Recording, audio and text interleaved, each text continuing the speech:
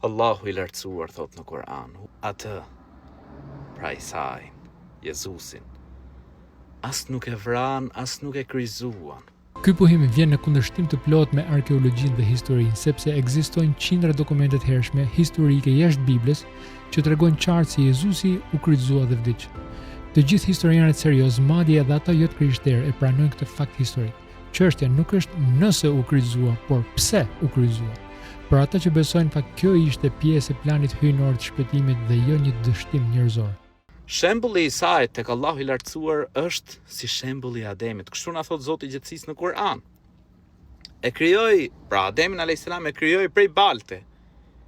I tha bëhu dhe ai u bë.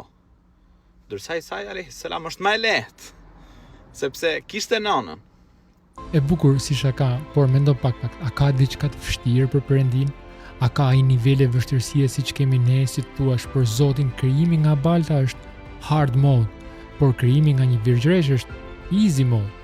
Nëse Zoti është i gjithfuqishëm, atëherë për të s'ka as të lehtë as të vështirë. Ai thot bëhu dhe bëhet. Por thelbi në fakt nuk është si u krijua Isai, si u krijua Jezusi, por pse u dërgua.